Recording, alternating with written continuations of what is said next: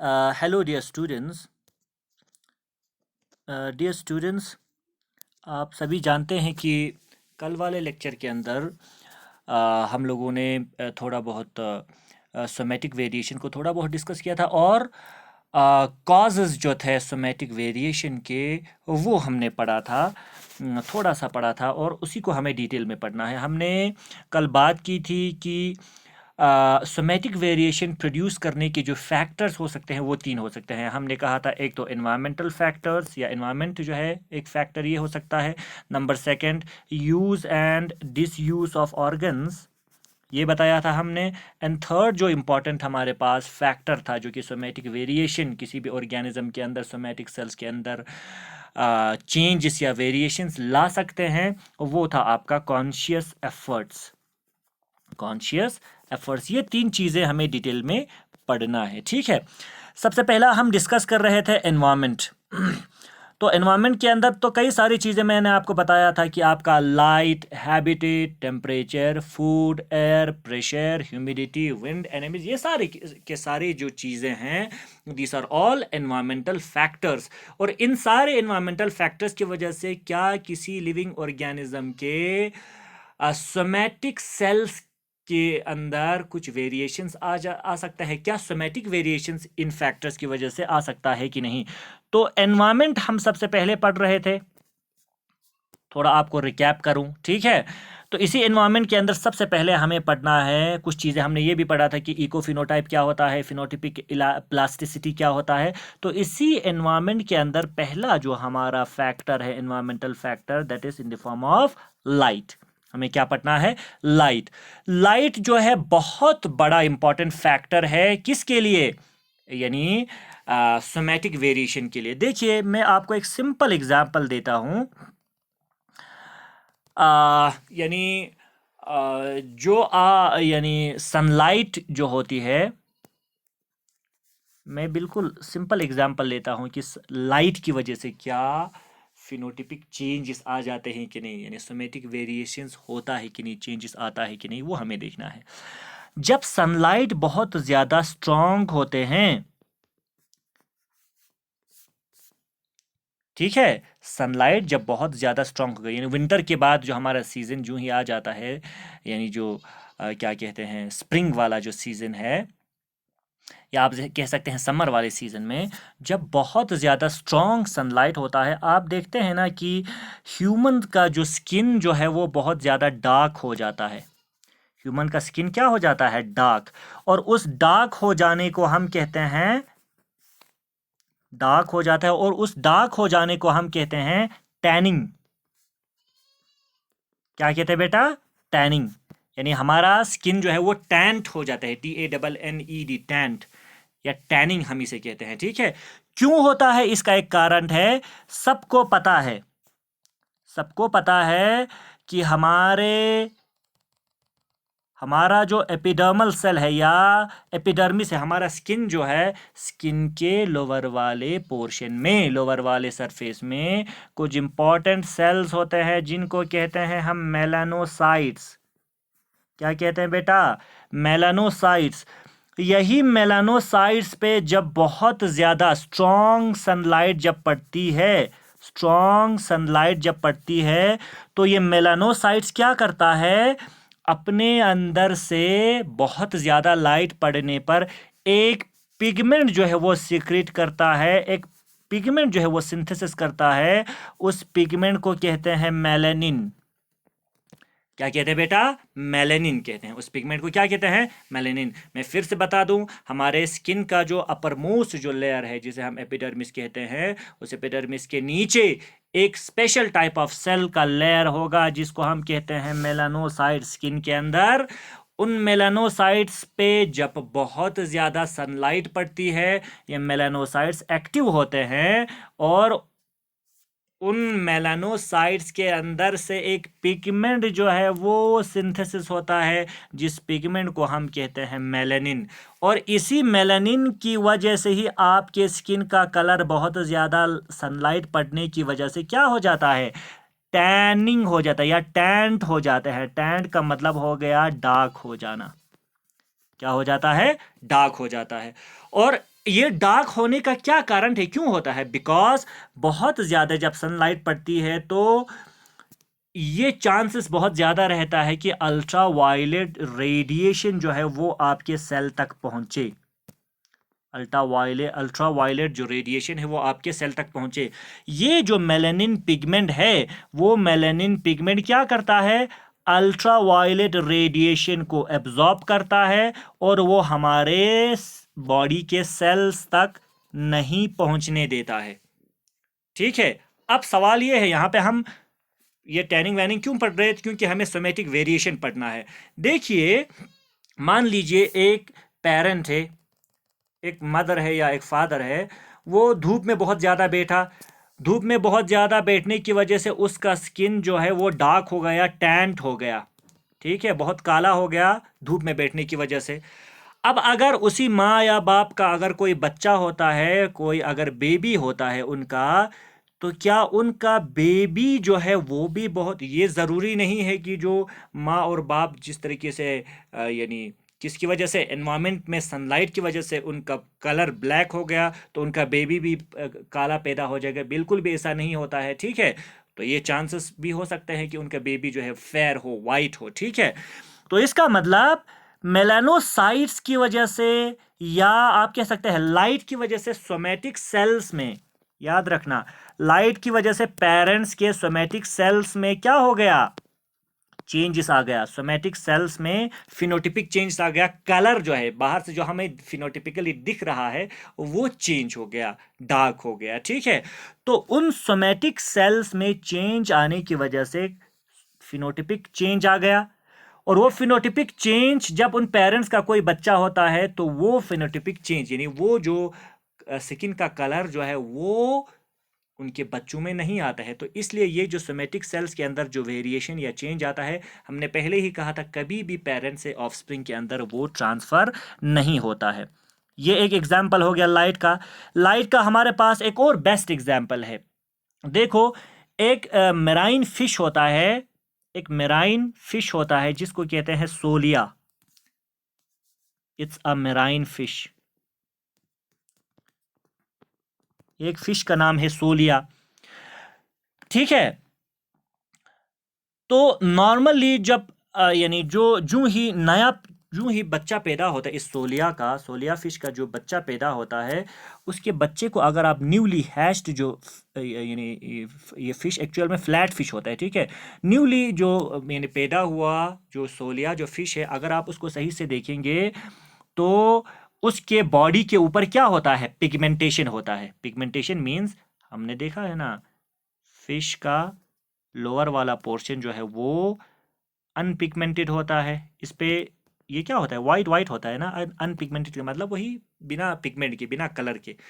और अपर वाला पोर्शन क्या होता है? पिगमेंटेड, ये डार्क कलर होता है ना, ब्लैक कलर। क्यों? क्योंकि ऊपर लाइट आपका पड़ रही है, उस लाइट की वजह से यहाँ पे पिगमेंट जो है वो सिंथेसिस हो रहा है। नीचे वाटर की तरफ होता है तो यहाँ पे कोई भी लाइट नहीं पड़ती, इसलिए कोई भी पिगमेंट यहाँ पे नहीं बनते लोअर साइड पे। इसलिए नीचे वाला पोर्शन अनपिगमेंटेड होता है, ऊपर वाला पोर्शन आपका क्या होता है? ऊपर वाला मीन्स ऊपर वाला रीजन भी और थोड़ा सा साइड वाला यहाँ तक भी आपका क्या होता है? थोड़ा सा पिगमेंटेड होता है। ये क्या होता है? पिगमेंटेड। ठीक है, अब जो ही नया जो यानी फिश जो होता है सोलिया वाला, उस पे उसके यानी ऊपर वाले पोर्शन पे और उनके साइड वाले पोर्शन पे अच्छा खासा पिगमेंटेशन होता है। और दोनों साइड में, याद रखना, दोनों साइड में इनके क्या होते हैं? आइस होते हैं। इस साइड में भी और दूसरे साइड में भी आइस प्रेजेंट होते हैं। जब कोई सोलिया फिश नए बच्चे को जन्म देता है, उस नए बच्चे की बात कर रहे हैं। ठीक है, अब ये बच्चा जब थोड़ा सा बड़ा हो जाता है, सोलिया फिश का जो बेबी सोलिया है वो जब थोड़ा सा बड़ा हो जाता है तो उसका एक आदत सी बन जाती है, एक हैबिट बन जाता है उसका। ठीक है, वो उसका एक आदत बन जाता है कि जो जिस वाटर यानी बॉडी में जब वो रहता है या मैराइन हैबिटेट में जहाँ पे वो रहता है, नीचे जो फर्श जो होता है यानी सैंड वाला जो उसका बॉटम होगा, वहाँ पे वो रेस्ट जब करता है तो वो ज़्यादातर रेस्ट करता है लेफ्ट साइड पे। क्या करता है? लेफ्ट साइड पे। ठीक है, तो लेफ्ट साइड पे जब वो रेस्ट करता है, इसका मतलब लेफ्ट वाला पोर्शन जो है वो नीचे जमीन की तरफ है, सैंड की तरफ है, मिट्टी की तरफ, और राइट वाला पोर्शन जो है वो ऊपर किसकी तरफ है, लाइट की तरफ है। समझ में आ रहा है? ठीक है। तो फिर क्या होता है, देखो धीरे धीरे लेफ्ट वाला साइड जिस पे पहले जब वो छोटा था अच्छा खासा पिगमेंटेशन होता था लेफ्ट साइड पे, लेकिन जब लेफ्ट साइड जो है वो, इसका मतलब क्या हो गया, लेफ्ट साइड बॉटम की तरफ का मतलब हो गया लेफ्ट साइड जो है वो रोशनी से, लाइट से बहुत दूर है। लाइट से दूर होने की वजह से वहां पे पिगमेंट क्या हो जाता है, धीरे धीरे पिगमेंट आपका लेफ्ट जो साइड है वहां पे पिगमेंट जो है वो लॉस होता है, क्योंकि उस पर लाइट नहीं पड़ रही है ना, क्योंकि वो नीचे की तरफ है, पिगमेंट जो है वो लॉस होता है। ठीक है, ओके। तो इसी तरीके से साथ साथ में क्या होता है, साथ साथ में क्या होता है, याद रखना, जो लेफ्ट साइड में जो आई प्रेजेंट होगा, आई जो लेफ्ट साइड में प्रेजेंट होगा, वो लेफ्ट साइड वाला आई जो है वो धीरे धीरे शिफ्ट होता है राइट की तरफ, राइट साइड की तरफ। राइट साइड में क्या प्रेजेंट है, लाइट प्रेजेंट है, राइट साइड में लाइट है, लेफ्ट साइड में आपका लाइट नहीं है। तो जहां पे लाइट प्रेजेंट था वहां की तरफ पिगमेंटेशन भी ज्यादा होगा, और साथ में लेफ्ट वाला जो आई है वो धीरे धीरे शिफ्ट होता है राइट साइड की तरफ। समझ में आ रहा है? लेफ्ट साइड में अब आई नहीं रहेगा वहां पे, और पिगमेंट भी नहीं रहेगा। ठीक है, तो जब आप इस तरीके से देखते हैं तो क्या किया, एक साइंटिस्ट था जिसका नाम था कनिंघम, एक साइंटिस्ट था जिसका नाम था कनिंघम। कनिंघम ने क्या किया, उसी फिश को जो थोड़ा सा एडल्ट था, बड़ा हो गया था, ग्रोन अप हो गया था, और उसको आदत पड़ गई थी कि वो अपने लेफ्ट साइड पे रेस्ट करे, और लेफ्ट साइड पे जो आई था वो धीरे धीरे शिफ्ट हो गया था राइट साइड की तरफ, लाइट की तरफ, और लेफ्ट साइड में पिगमेंट कम हुआ था और राइट साइड में पिगमेंट ज्यादा हुआ था। उसी फिश को जिसमें ये चेंज आया था, उसने क्या किया, उसने किया लेफ्ट ले आकर अपने ही लैब के अंदर या बाहर किसी यानी ऐसे एक्सपेरिमेंटल जगह पे, एक्सपेरिमेंट करने वाले जगह पे, उसने क्या किया, उस फिश को क्या किया, उस फिश के लेफ्ट साइड को लाइट में रखा, लेफ्ट साइड को लाइट में रखा, और राइट साइड को डार्क में रखा, यानी बिना लाइट के। फिर क्या देखा उसने, जब उसने उसी फिश को जिसका लेफ्ट साइड से आई धीरे धीरे शिफ्ट हुआ था राइट की तरफ, लेफ्ट साइड से पिगमेंट लॉस हो गया था क्योंकि वो लाइट की तरफ नहीं था, लाइट से अवे था, उसी को जब उसने क्या किया, एक्सपेरिमेंट किया, उसी साइड को जिस पे आई धीरे धीरे शिफ्ट हो गया था राइट साइड पे, यानी लेफ्ट साइड को, फिर उसने यानी धूप में जब रखा, लाइट में जब रखा, उसने देखा जो राइट साइड में आपका आई शिफ्ट हुआ था वो फिर से धीरे धीरे लेफ्ट की तरफ शिफ्ट हो रहा है, लेफ्ट की तरफ क्या हो रहा है, शिफ्ट हो रहा है, और लेफ्ट में धीरे धीरे क्या हो रहा है, पिगमेंट भी बन रहा है धीरे धीरे। अब वो व्हाइट नहीं, धीरे धीरे क्या हो रहा है, डार्क हो रहा है। अब ये क्या हो गया, इसका मतलब उसके सोमेटिक सेल्स के अंदर चेंज आ रहा है लाइट की वजह से। अब यहां ये भी आप ये मान सकते हैं, आप इसी अगर यानी मान लीजिए ये जो जिस फिश की अभी सोलिया की जिसकी हमने बात किया, अगर ये मदर थी, इसका अगर बच्चा होता, इसने एग ले किया, उस एग से नया बेबी पैदा हो गया, तो जाहिर से बात है उस बेबी के अंदर ऐसा तो नहीं होगा कि राइट साइड में आपका आई होगा, लेफ्ट साइड में आई नहीं होगा, लेफ्ट साइड में आपका पिगमेंट नहीं होगा, नो पिगमेंट,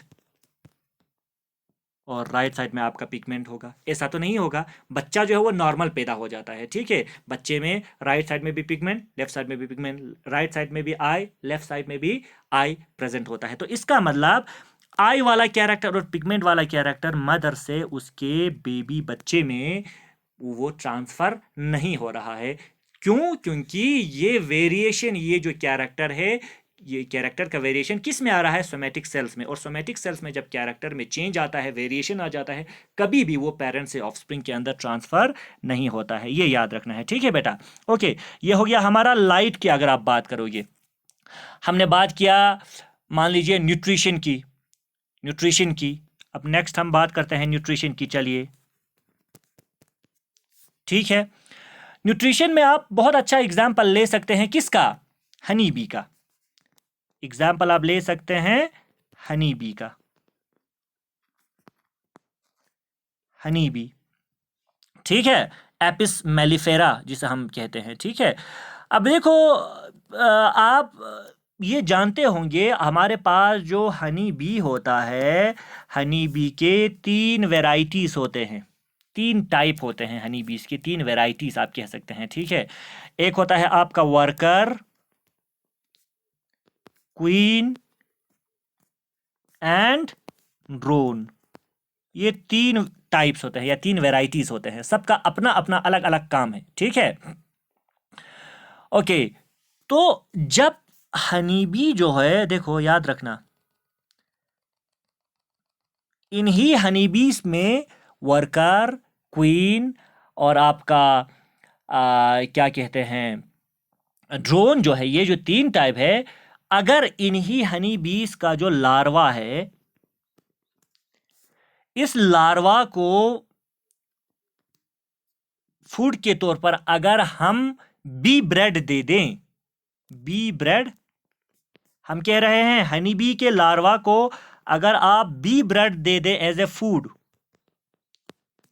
अब सवाल ये है, ये बी ब्रेड क्या होता है? बी ब्रेड एक्चुअल में मिक्सचर होता है किसका? याद रखना, पॉलन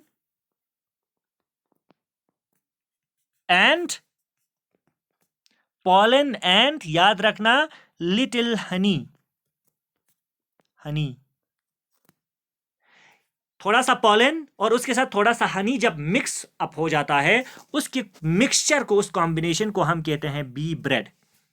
याद रखना, हनी बी के जो लार्वा होता है, उसको अगर आप इस मिक्सचर को दे दें, यानी उस लार्वे को अगर आप बी ब्रेड दे दें, तो याद रखना वो बाद में बड़ा होकर क्या बन जाता है? बड़ा होकर याद रखना वो बन जाता है आपका वर्कर।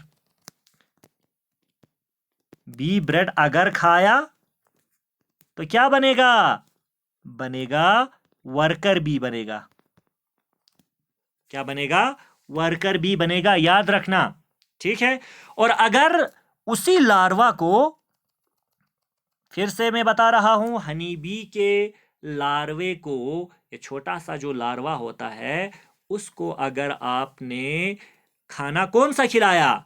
बी ब्रेड खिलाया, यानी पॉलन और थोड़ा बहुत हनी जो है उसको मिक्स करके अगर खिलाया, तो बड़ा होकर वो जो लार्वा है ना क्वीन बनेगा ना ड्रोन बनेगा, बल्कि क्या बनेगा? वर्कर बी बनेगा, याद रखना, ठीक है।